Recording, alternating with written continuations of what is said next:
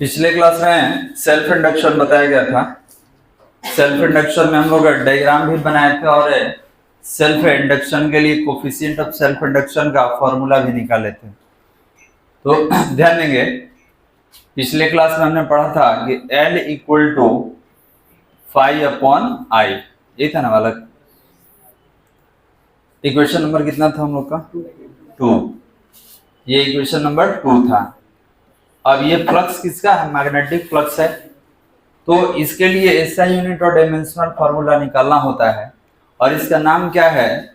इसका नाम है सेल्फ इंडक्टेंस या कोफिशिएंट ऑफ सेल्फ इंडक्शन। लिखा जाए पैराग्राफ चेंज करके लिखेंगे SI unit and dimensional formula of SI unit and dimensional formula of SI unit and dimensional formula of coefficient of self induction coefficient of self induction or coefficient of self induction or self inductance self induction or self inductance हो गया बालक। चलिए, तो इसका SI unit और dimensional formula निकालना है। सबसे पहले बात करेंगे हम एसआई यूनिट का। तो एसआई यूनिट क्या है? तो L equal to 5V upon I. तो इसके लिए कितना होगा? फ्लक्स के लिए होगा टेस्ला मीटर स्क्वायर, करंट के लिए एम्पियर। टेस्ला मीटर स्क्वायर को वेबर कहा जाता है, WB, और ये आपका एम्पियर, और इसको बोलेंगे हम लोग हेनरी। वेबर पर एम्पियर को भी हेनरी कहा जाता है, टेस्ला मीटर स्क्वायर पर एम्पियर को भी हेनरी कहेंगे। तो यहाँ पे आप बोल सकते हैं इस tesla metre square ampere inverse 1 that is equal to weber ampere inverse 1 that is equal to Henry.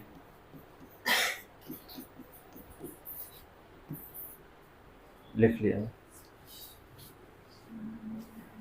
अब इसका डायमेंशनल फार्मूला भी हम लोग निकाल सकते हैं। मैग्नेटिक फ्लक्स का जानना होगा और करंट के लिए ए होता है।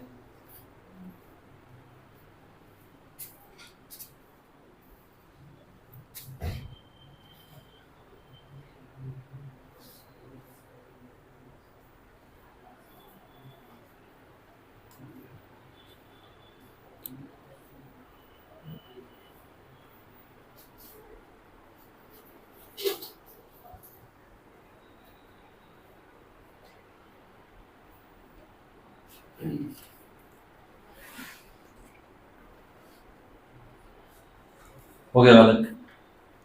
तो अगर आपसे पूछा जाए कि henry is the unit of, तो self induction and self inductance and mutual inductance, इसके बाद आप पढ़ने वाला है म्यूचुअल, उसका भी यही होता है। तो आप या तो कोफिशिएंट ऑफ सेल्फ इंडक्शन कहेंगे या तो सेल्फ इंडक्टेंस, तो दोनों के लिए सेम होता है बालक। अभी इसका डायमेंशनल फार्मूला भी हम लोग निकालेंगे। तो डायमेंशनल फार्मूला के लिए फ्लक्स होना चाहिए और करंट के लिए। तो ध्यान देंगे, अगर हम बात करें डायमेंशनल फार्मूला का, डायमेंशनल फार्मूला ये कितना होगा? L equal to magnetic flux upon I electric current. इसके लिए होता है ML square T inverse 2 A inverse 1, और करंट के लिए A। एक ऊपर लाएंगे तो एक इनवर्स और बढ़ेगा, और ये होगा ML square T inverse 2 A inverse 2, that is dimensional formula. लिख लीजिए।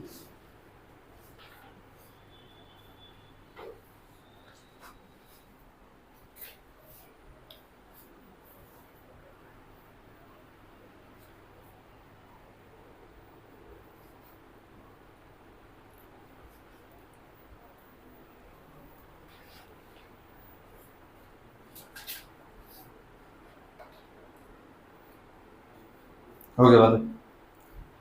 तो ML square T inverse 2 A inverse 2, magnetic flux का ML square T inverse 2 A inverse 1, magnetic field का M T inverse 2 A inverse 1। तो ये सारा connected है, आपको याद रखना होगा।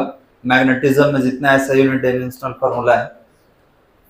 चलिए अब इक्वेशन 2 से हम स्टार्ट करेंगे। इक्वेशन 2 क्या था? तो L equal to 5e upon I, L equal to 5e upon I. अभी पीछे हम लोग देंगे यही तो था। अब इसमें क्या करेंगे हम लोग, एक करंट को 1 एम्पियर पे चेक करना होगा कि अगर हमारा करंट का सप्लाई 1 एम्पियर का रहे तो बताइए सेल्फ इंडक्टेंस कितना होगा। तो ध्यान देंगे हम लोग क्या करने वाले हैं। तो फ्रॉम इक्वेशन 2, अब देख लीजिए इसमें इक्वेशन 2 कौन है, तो ये जो बताया गया है यही हमारा इक्वेशन 2 है।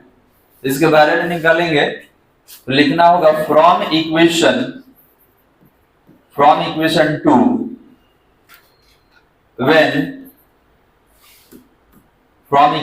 2 when I equal to 1 ampere, then L equal to 5e upon I, और इस I को कितना करना है, 1 एम्पियर करना है, तो that is L equal to 5b। ये इक्वेशन 3 हो जाएगा। अब देखिए ये क्या हमने लिखा थोड़ा समझेंगे। आपने बोला कि when 1 ampere of electric current passes through the primary coil, then self inductance or coefficient of self induction that is equal to magnetic flux produced in the coil।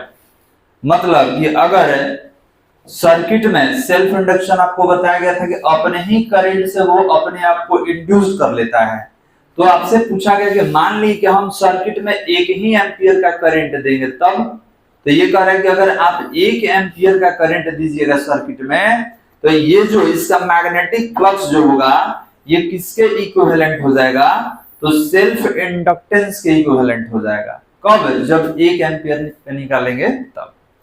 वहां से यहां तक आप लिख लेने वाले, यहां से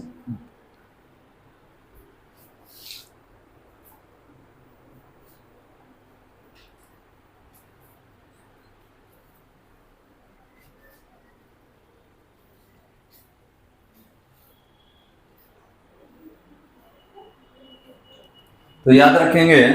अभी लैंग्वेज थोड़ा सा लिखेंगे, पहले आप लिख लीजिए उसके बाद हम बोल देंगे।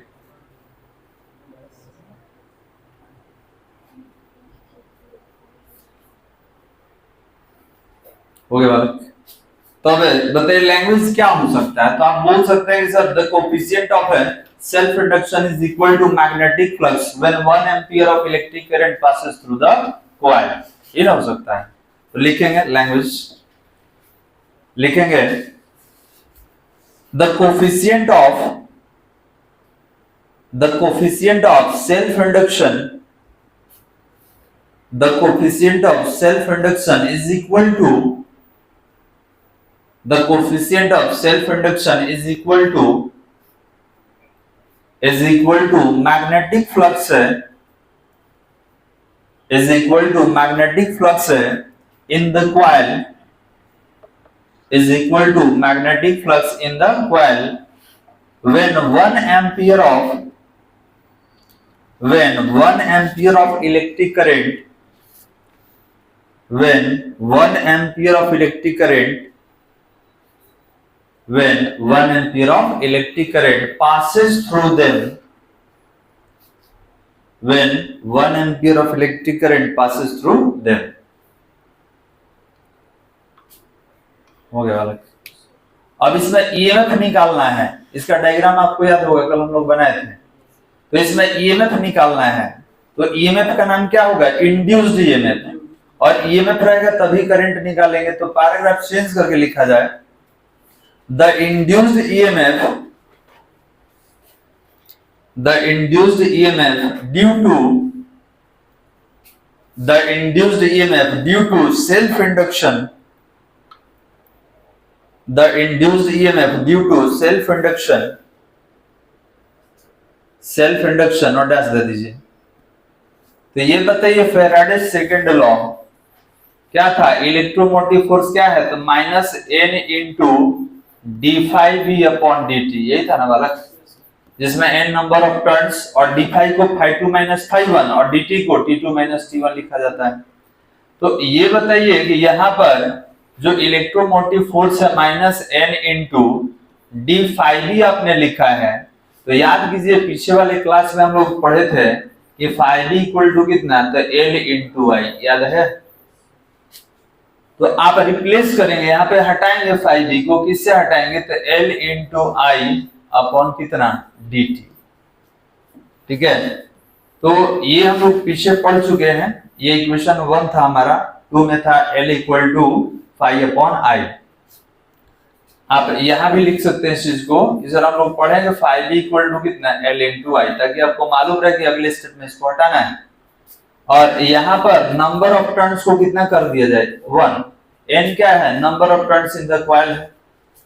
अब यहाँ पे क्या करेंगे बालक, ये वैल्यू रखेंगे, तो EMF इक्वल टू माइनस, अब n है तो 1 हो जाएगा, और इसमें L कांस्टेंट है, इसको बाहर कर लीजिए, तो ये कितना होगा, DI अपॉन DT। क्लियर है बालक। अब इसको ऐसे भी लिख सकते हैं माइनस L, DI मतलब चेंज इन करंट, तो I2 माइनस I1, और DT क्या होगा, T2 माइनस T1 हो सकता है। तो that is induced EMF in the coil. ये कितना हो जाएगा, 4 हो जाएगा ना बालक, तो आप यहां से लिखेंगे। तो यही EMF है जो कि सेल्फ इंडक्शन में इंड्यूस होता है, कहां पर, कॉइल में।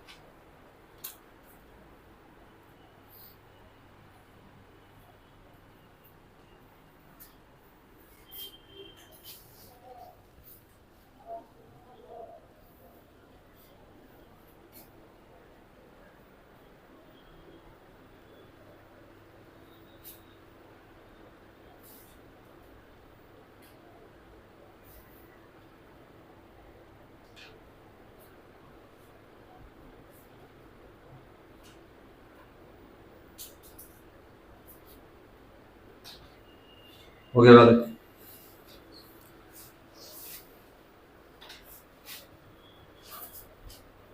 बोला जाए, लिखेंगे इक्वेशन नंबर 4,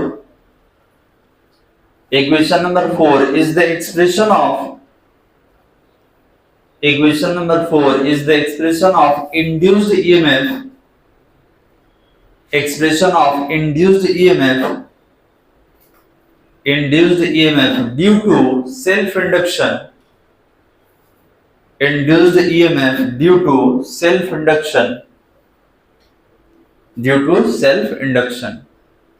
तो याद रखेंगे ये सेल्फ इंडक्शन से EMF इंड्यूस होगा, मतलब अपने ही करंट से यहाँ पर EMF जनरेट हो जाता है। तो डायग्राम देखे थे इसके बारे में।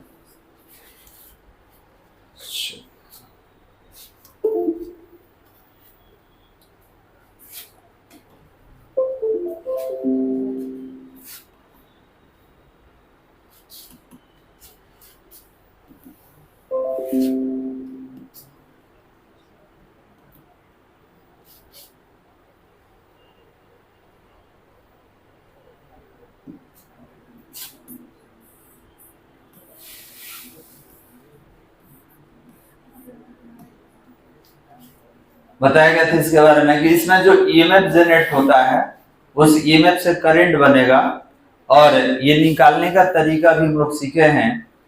EMF इक्वल टू कितना, तो minus L into DI upon DT, क्योंकि करंट जो होगा वो चेंज होगा, तो जब करंट का वैल्यू चेंज होगा टाइम के रिस्पेक्ट में, तो EMF जनरेट होगा, और EMF जनरेट होगा तो इलेक्ट्रिक करंट इंड्यूस होता है। चलिए, तो इसमें आपको यूनिट वगैरह ज्यादा याद रखना होगा, आपके बोर्ड एग्जाम में यूनिट वगैरह ज्यादा पूछा जाता है, और इतना लंबा चौड़ा आपको नहीं लिखना है, इसमें बहुत सारा आंसर है क्वेश्चन का जो बताया गया है। आपसे पूछा जाएगा right about the self induction, what do you know about the self induction, what is self induction, describe self induction. Question का आंसर एक ही है, तरीका अलग अलग होता है। फिर किसी में पूछा जाएगा What is a self-inductance? Write its SI unit and dimensional formula. तो देखिए अगर केवल सेल्फ इंडक्शन पूछा गया तो आप उसको डिफाइन करेंगे, लेकिन कहा गया कि find the expression of induced EMF due to self induction, तब यहां तक आपको लिखना होगा। और इसमें आप हटा क्या सकते हैं, तो ऐसा यूनिट और डायमेंशनल फार्मूला, जितना पूछा जाए उतना कहीं आप जवाब दें। ठीक है, तो ये सारा इसमें हमने किया है। आपसे ऐसा यूनिट, डायमेंशनल फार्मूला, डेरिवेशन जो भी पूछा जाए सारे इसमें आप बता सकते हैं। क्लियर है बालक? अब यहां से आगे हमको बढ़ना होगा। अगले टॉपिक का नाम है म्यूचुअल इंडक्शन। आगे हेडिंग देंगे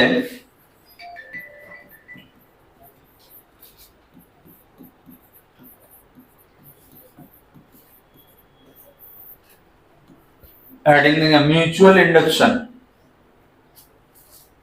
म्यूचुअल इंडक्शन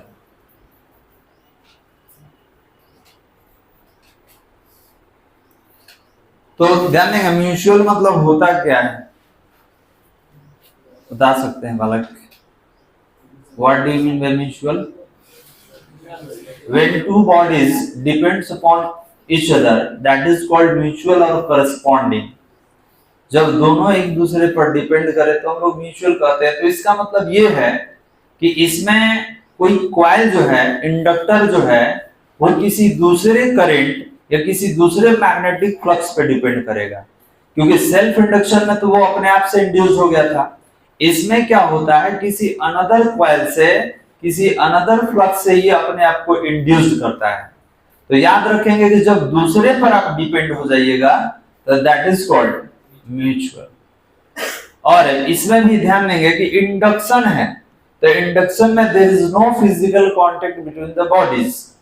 फिजिकल कांटेक्ट नहीं होना चाहिए। तो इसको डायग्राम से थोड़ा समझते हैं कि सर म्यूचुअल इंडक्शन होता क्या है और इसके लिए क्या क्या कंडीशन है बालक। तो देखिए,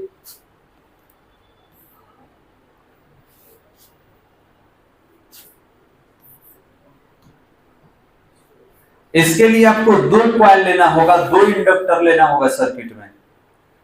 ठीक है, फर्स्ट एंड सेकेंड, और एक के साथ आप अल्टरनेटिंग करंट का सोर्स ऐड करेंगे, और जिसके साथ अल्टरनेटिंग करंट का आप सोर्स ऐड करेंगे that is called primary coil. उसको क्या बोलेंगे? प्राइमरी। जिसमें आप सोर्स कनेक्ट कीजिएगा अल्टरनेटिंग करंट का, दैट इज कॉल्ड प्राइमरी। और जिसमें सोर्स नहीं रहेगा, जिसपे हमको चेक करना है, जिसका इंडक्शन निकालना है कि ये किससे इंड्यूस्ड हुआ है, वो मेरा सेकेंडरी होगा। तो आपके सामने ये जो डायग्राम है आप देख सकते हैं कि यहाँ पर अल्टरनेटिंग करंट का सोर्स है और इसमें कॉइल कनेक्ट किया गया है, और इसके जस्ट बगल में एक दूसरा कॉइल है, सेकेंडरी कॉइल है, और इसमें हमने या तो लोड रखा है या तो गैल्वेनोमीटर अटैच किया है। क्यों?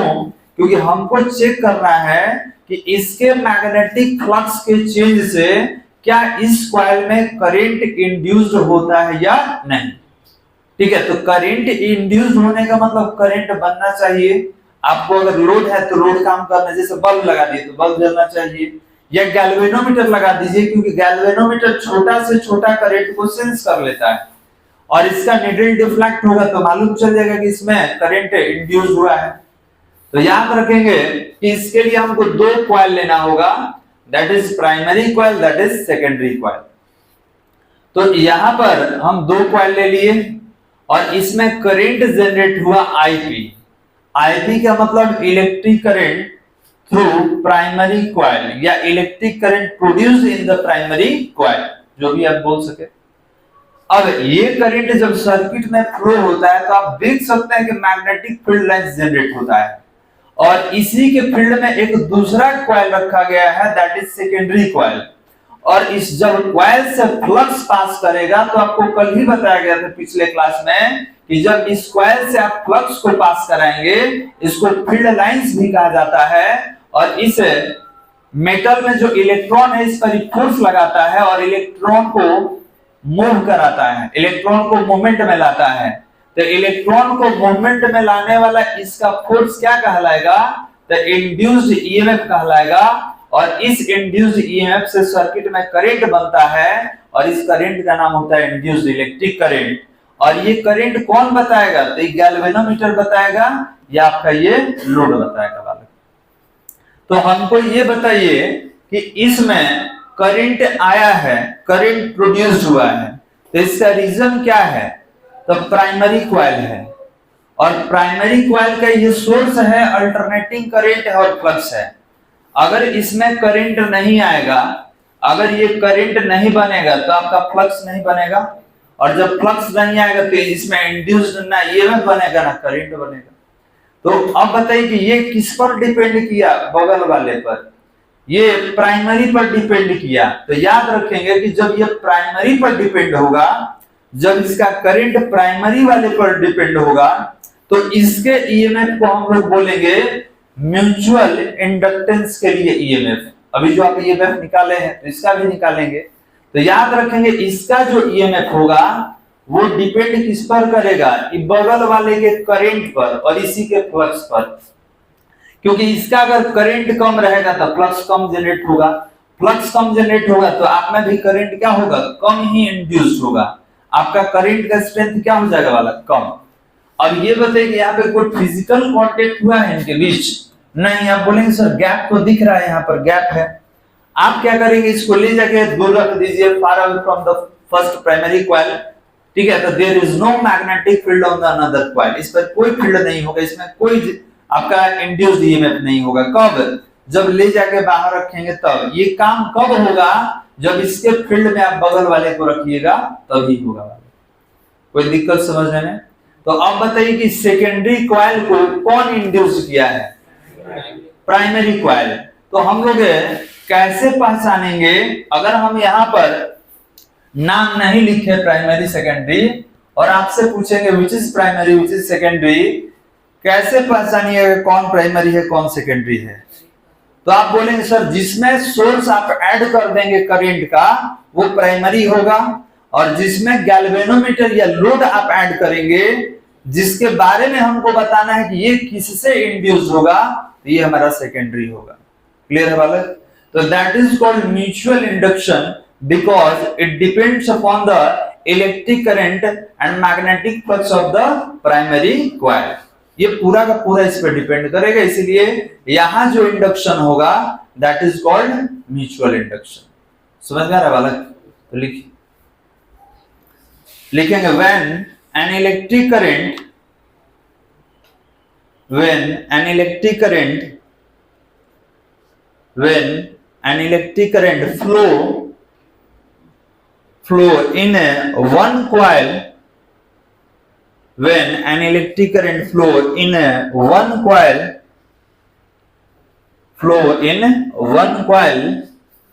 it get induced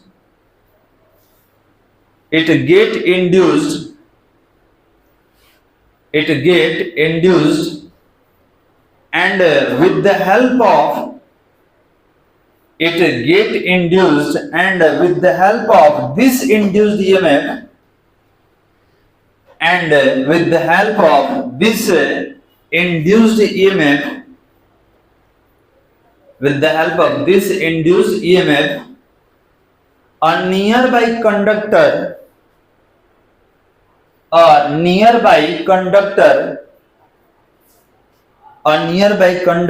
can produce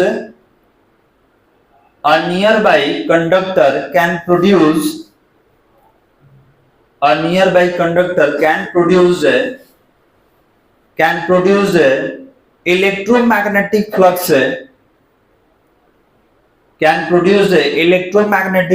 in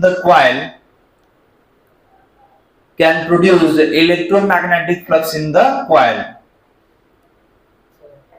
हो गया बालक? इसी में लिखेंगे hence this phenomenon is known as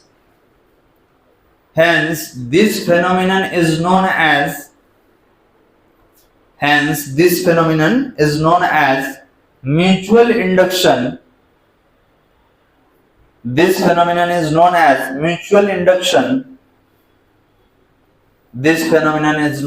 mutual induction. हो गया बालक? एक और तरीका है जिससे डिफाइन कर सकते हैं, वो भी लिख लीजिए। और करके लिखेंगे mutual induction is the phenomenon of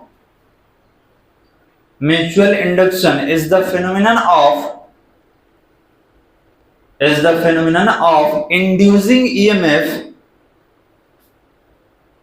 Mutual induction is the phenomenon of inducing EMF in one coil, inducing EMF in one coil due to change in electric current, due to change in electric current with respect to time, due to change in electric current with respect to time in a nearby coil, with respect to time in a nearby coil. Near क्या होता है? जो नजदीक nearest में होता है, जैसे इसका नियर बाई ये, ठीक है, तो ये कहां इंड्यूस करेगा? तो बगल वाले में। शर्त क्या है कि इसमें या तो फ्लक्स चेंज होना चाहिए या तो करंट चेंज होना चाहिए। क्लियर वाला? दो डिफिनेशन लिखे। अब इसका डायग्राम क्या हो सकता है? तो यही हो सकता है, ठीक है। तो हम लोग बना लिया जाए, क्योंकि अब बहुत आदमी कहेंगे सर कैसे बनेगा, तो देखिए बना दे रहे हैं इसको। आप दो कॉइल ले लीजिए, पहले अल्टरनेटिंग करंट का सोर्स,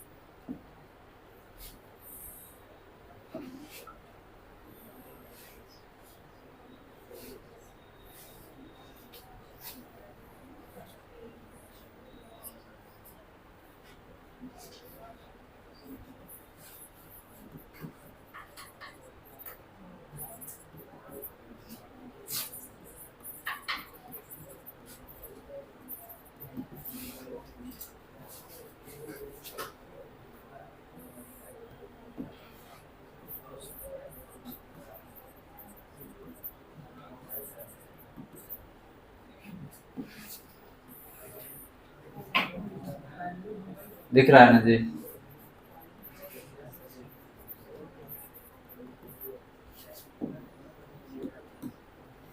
इसमें करंट बनेगा, करंट का नाम क्या दिया जाए? आईपी। आईपी मतलब electric current through the primary coil, ठीक। अब यहां पर क्या होगा बालक?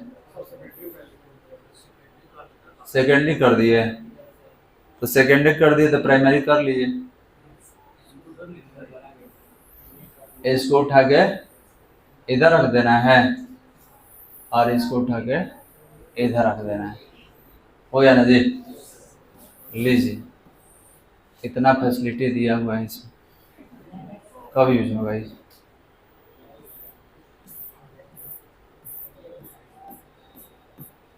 अब इसका फ्लक्स क्या लिखा जाए? Phi S phi P, P for primary, और इसका फ्लक्स कितना लिखेंगे? Phi S. चल, ये क्या है आपका? गैल्वेनोमीटर है, ये लोड भी आप कनेक्ट कर सकते हैं, कोई दिक्कत नहीं है। डायग्राम बनाइए तो। और याद रखेंगे यही ट्रांसफार्मर है। ट्रांसफार्मर है जो होता है म्यूचुअल इंडक्शन पे ही काम करता है, ठीक है। ट्रांसफार्मर अगर बताना होगा तो ये पोर्शन निकाल लेंगे और ये ट्रांसफार्मर को रिप्रेजेंट करेगा, ये वाला। तो आगे बताया जाएगा इसके बारे में। अभी केवल याद रखिएगा कि म्यूचुअल इंडक्शन में हम लोग दो कॉइल यूज करेंगे, एक प्राइमरी एक सेकेंडरी। प्राइमरी क्या होगा? तो जिसमें सोर्स कनेक्ट करना होगा, और सेकेंडरी क्या होगा? तो जो जिसको इंड्यूस करना है वो हमारा सेकेंडरी होगा। और सेकेंडरी में हम लोग क्या करेंगे? तो उसमें गैल्वेनोमीटर या लोड को कनेक्ट करेंगे ताकि मालूम चले कि हमारा इंडक्शन या इंड्यूस्ड ईएमएफ या magnitude of induced electric current कितना है। डायग्राम बन गया बालक? इसके नीचे लिखा जाए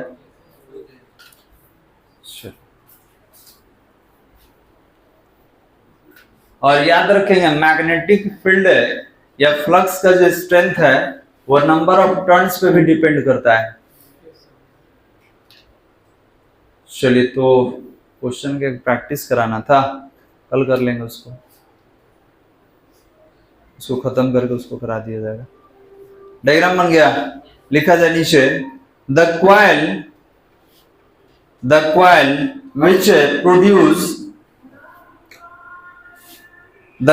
which produced variable magnetic flux, the coil which produced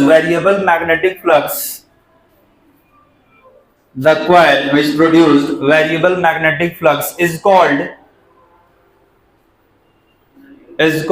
primary coil. The coil which produces variable magnetic flux is called primary coil, and the coil in which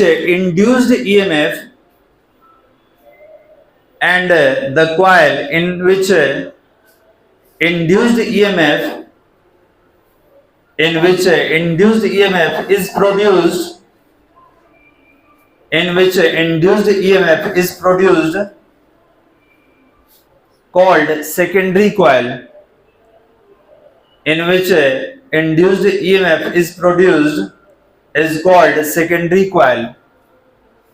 अब देखिए, आप इंड्यूस्ड किसको किए हैं? सेकेंडरी को।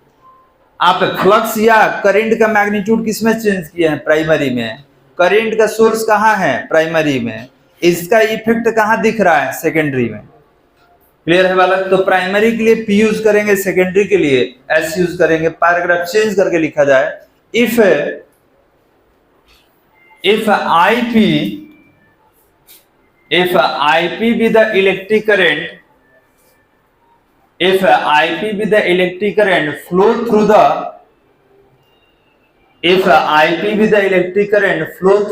primary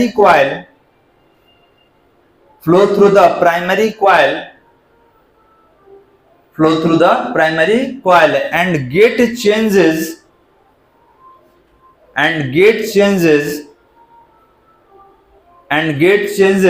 with time, it produce magnetic flux,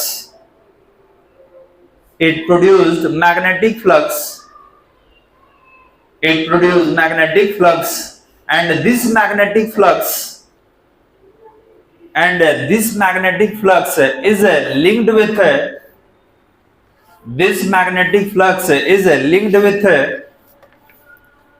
dash दे दीजिए। तो कह रहा है कि सेकेंड में जो मैग्नेटिक फील्ड बनेगा, जो मैग्नेटिक फ्लक्स होगा, ये लिंक होगा। किससे लिंक होगा इस पे हम लोग बात करेंगे।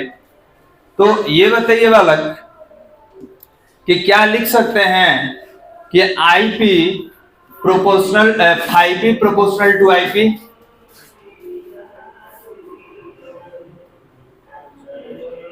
चलिए, ये हो सकता है। आज क्या है, कुछ है क्या? कुछ नहीं है।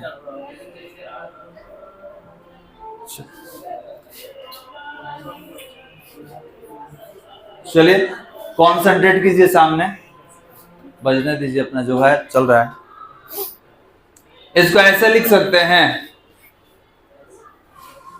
तो ध्यान देंगे, ये सवाल ये सर दोनों के साथ आप रिलेशन क्यों लिए हैं। तो ये बताइए कि ये जो फ्लक्स है, पहले कॉइल में फ्लक्स है, किस पर डिपेंड करेगा?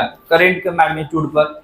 ये तो आपको दिख रहा होगा, क्योंकि करंट का मैग्नीट्यूड ही डिसाइड करता है आपका मैग्नेटिक फ्लक्स। तो ये प्रोपोर्शनल है, ये मालूम चल गया।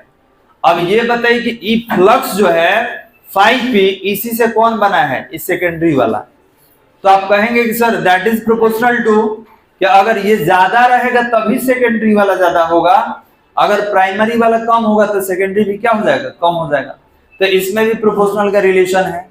तो जब इन दोनों में प्रोपोर्शनल का रिलेशन है, तो क्या हम लिख सकते हैं कि phi S proportional to IP। ध्यान देंगे, जब LHS इक्विवेलेंट होगा तो RHS क्या कर देंगे, इक्विवेलेंट। तो आप बोलेंगे कि सर यहाँ पर जब ये इसके प्रोपोर्शनल है, ये इसके प्रोपोर्शनल, मतलब ये आपस में भी क्या है, प्रोपोर्शनल रिलेशन में। अब कैसे है थोड़ा समझिए, हम ये लिखे हैं इसको थोड़ा समझेंगे। ये बताइए कि सेकेंडरी है और ये कह दिया कि हम प्राइमरी के करंट पर डिपेंड करते हैं। तो ध्यान देंगे, अगर इस सोर्स का करंट हो गया आईपी, सोर्स का करंट आईपी, तो ई आईपी से क्या बना है, फाई पी, और इस फाई पी से क्या बना है, फाई एस। तो आपने बोला कि सर ये करंट जो है ये बना है फ्लक्स, और इन फ्लक्स से ये सेकेंडरी वाला बना। तो इसका मैग्नीट्यूड, प्राइमरी का मैग्नीट्यूड कौन डिसाइड करेगा, आई, करंट। तो हम इस पर क्यों रिलेशन दिखाएंगे, हम डायरेक्ट करंट से दिखाएंगे रिलेशन, क्योंकि हमारा भी प्राइमरी सोर्स क्या है, यही है बालक। ये नहीं रहता तो ये नहीं बनेगा, ये नहीं रहेगा तो ये नहीं बनेगा। तो हम इसके साथ रिलेशन नहीं दिखा के किसके साथ रिलेशन दिखाएंगे, तो जो अल्टरनेटिंग करंट का सोर्स है वहां से रिलेशन दिखाएंगे। तो अगर आईपी क्या होगा, अगर आईपी आपका कम हो जाए, ठीक है, आईपी अगर कम हो जाता है तो आप बोलेंगे सर आईपी का वैल्यू अगर कम हो जाए तो इस केस में फाई एस भी क्या हो जाएगा, कम हो जाएगा। क्यों, क्योंकि ये सारा प्रोपोर्शनल के रिलेशन में है। तो यही हमको बताना था कि इसका फ्लक्स इसके फ्लक्स पर और इसका फ्लक्स इसके करंट पर, तो हम डायरेक्ट करंट के साथ ही रिलेशन दिखाएंगे कि सर ये फ्लक्स पर डिपेंड करता है ये फ्लक्स। तो हम इसका वैल्यू नहीं लिख के किसके साथ कोरिलेट करेंगे, करंट के साथ, क्योंकि यही सबका इंटेंसिटी स्ट्रेंथ डिसाइड करेगा, ये वाला करंट। तो ये लिखा जा सकता है। अब इसमें प्रोपोर्शनल का सिंबल हटाइए विथ कांस्टेंट, ये कांस्टेंट m लेंगे और इसी m का नाम है कोफिशिएंट ऑफ म्यूचुअल इंडक्शन या म्यूचुअल इंडक्टेंस कहा जाता है इसी को बालक। और इसको इक्वेशन कितना दे दिया जाए, फर्स्ट दे दिया जाए। ये दोनों लिख लीजिए, बाकी पीछे।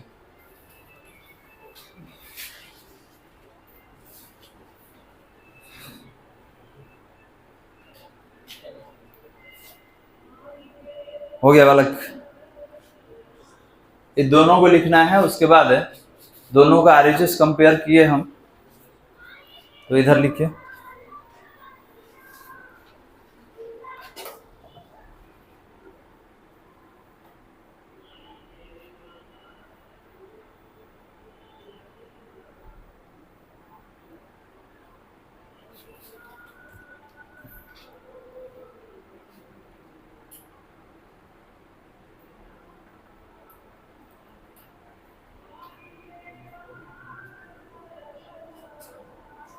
हो गया बालक।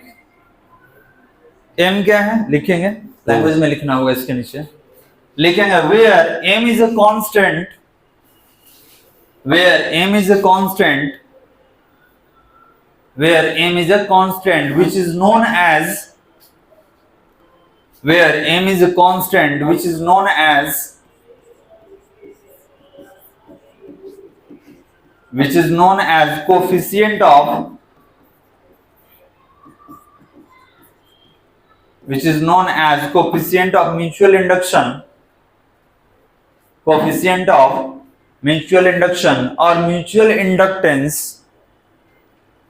coefficient of mutual induction or mutual inductance, coefficient of mutual induction or mutual inductance। हो गया वाले। तो अब बताइए कि अगर m के बारे में बताना हो तो लिख सकते हैं m इक्वल टू कितना, तो phi S upon I P हो जाएगा बालक। और इसको कितना नाम देंगे, सेकंड, लिखे तो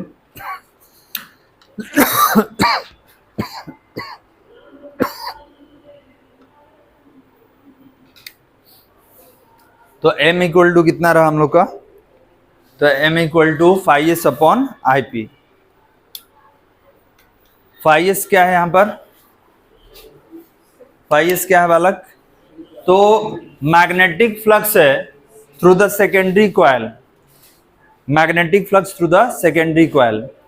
और आईपी क्या है, electric current flow through the primary coil. चलिए हो गया यहां तक।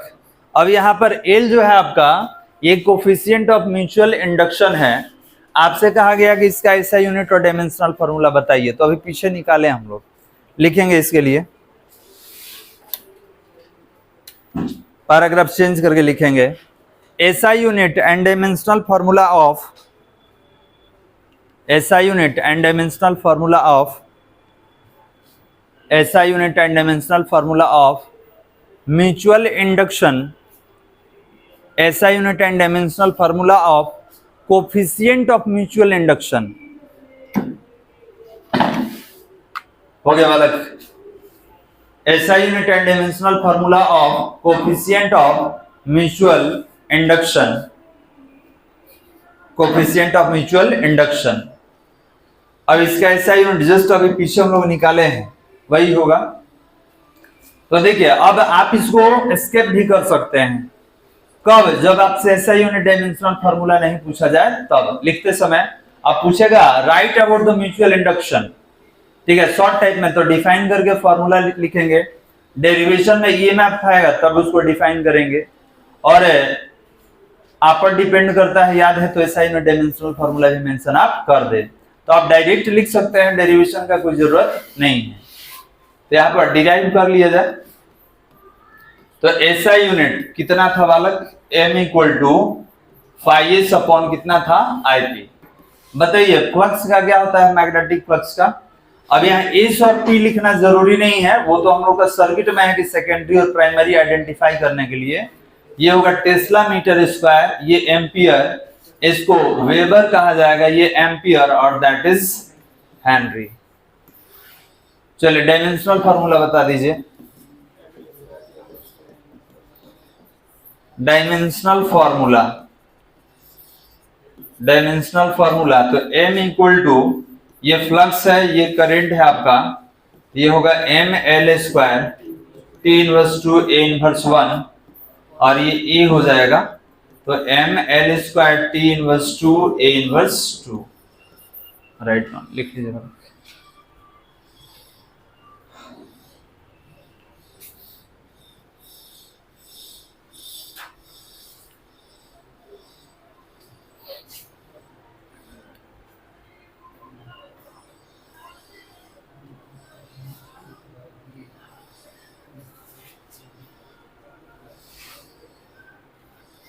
हो गया।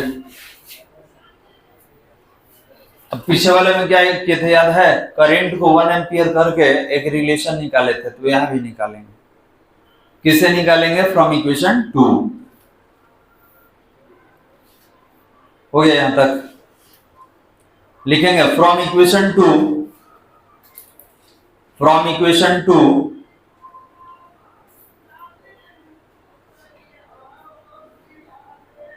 हटा इसको।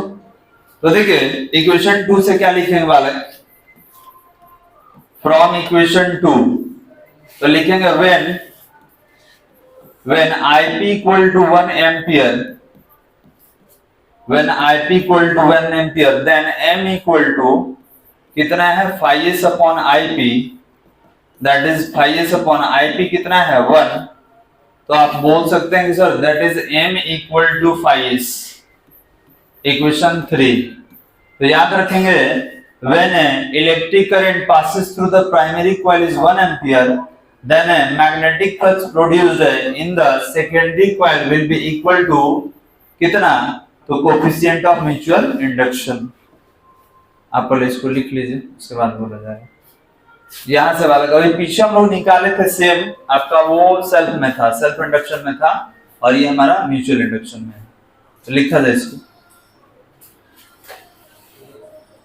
हो गया। अब इसको भी हाइड कर सकते हैं, इसको भी स्किप कर सकते हैं आप एग्जाम में, इसको भी कर सकते हैं। ये तो आपको बताया जा रहा है समझने के लिए, लिखे तो बेहतर है। आपको लगे कि ज्यादा लॉन्ग है तो आप इसको स्किप कर सकते हैं, ठीक है, क्योंकि यहाँ पर हमको ये बताना था कि कम से कम कितना फ्लक्स इंड्यूस हो सकता है आपके सर्किट में। तो कम से कम जो इंड्यूस होगा वो कोफिशिएंट ऑफ सेल्फ इंडक्शन के इक्विवेलेंट होगा वाला। ये ऑब्जेक्टिव के लिए हम लोग निकाल रहे हैं। वहां तक लिख लीजिए, उसके नीचे बोल दिया जाएगा। हो गया। लिखेंगे hence we can say that, hence we can say that, hence we can say that when 1 ampere of electric current, when 1 ampere of electric current, when 1 ampere of electric current passes through the primary coil, 1 ampere of electric current passes through the primary coil, then magnetic flux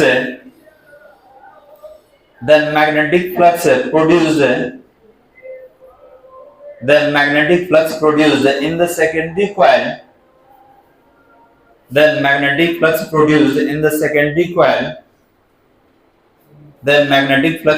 in the secondary coil, is equal to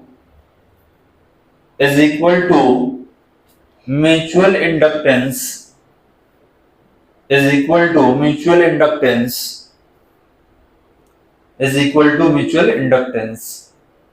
हो गया बालक। Paragraph change करके लिखा जाए, the induced EMF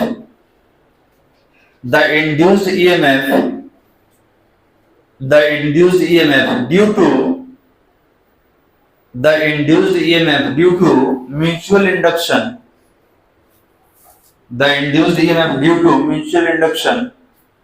और dash दीजिए। तो ये बताइए ईएमएफ कितना होता है, -n × d∅b/dt, याद है? अभी पीछे निकाले, सारा रिपीट चल रहा है बालक। तो ये बताइए कि यहाँ पर अभी अगर हम लोग फाई लिया जाए तो फाई की जगह पर कितना हम लोग यूज करेंगे, तो m × I, और ये कौन था, प्राइमरी वाला था ना बालक। अब यहाँ पर S देखिए, S है, यहाँ पर B है, तो कोई दिक्कत नहीं, ये भी मैग्नेटिक है, ये केवल बता रहा है कि सेकेंडरी का है और ये मैग्नेटिक होता है। तो आप यहाँ पर इसको हम हटा रहे हैं ये समझने के लिए कि यहाँ पर अलग अलग। तो देखिए ये B क्या रिप्रेजेंट करेगा, मैग्नेटिक फ्लक्स का चेंज, और यहाँ S लिख दे तो ये भी क्या है, मैग्नेटिक फ्लक्स ही है। ये बताएगा कि ये सेकेंडरी के लिए है वाला। चलिए तो देखिए, तो यहाँ पर हम क्या करेंगे, तो एप्टा इक्वल टू -n × d∅, की जगह पे इसको रखिए, कितना होगा m × Ip, और ये dt। आपको बताया गया था कि n क्या है, नंबर ऑफ टर्न्स है, तो नंबर ऑफ टर्न्स को कितना कर लेंगे, 1। जब नंबर ऑफ टर्न्स को 1 कर लीजिएगा,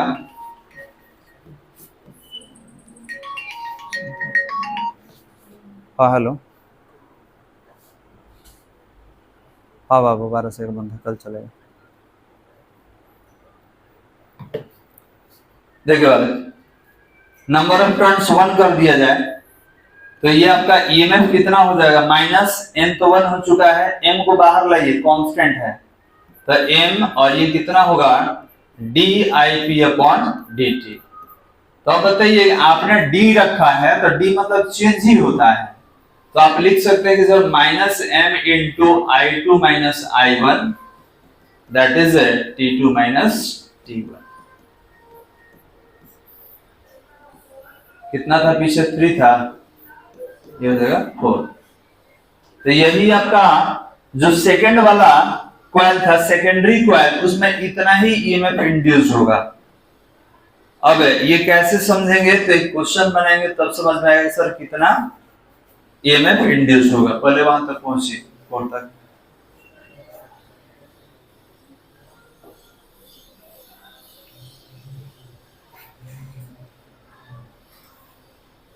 हो गया वाला। तो जितना पीछे हुआ था सारा एकदम रिपीटेड है। अब देख सकते हैं केवल वहां पर जो फ्लक्स हमने लिया था वो सेल्फ के लिए लिया था, यहाँ पर क्या है तो प्राइमरी और सेकेंडरी के लिए है। लिखेंगे equation number 4 is the expression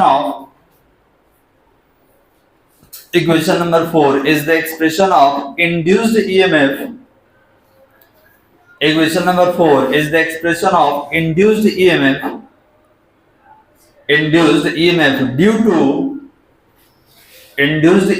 due to mutual induction.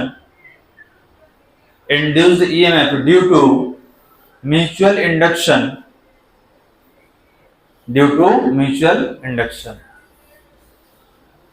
Clear है बालक? तो ये रहा आपका म्यूचुअल इंडक्शन और कुछ पार्ट रहा हमारा सेल्फ इंडक्टेंस का। तो बस यहीं पे समाप्त करते हैं, बाकी अगले क्लास में करते हैं।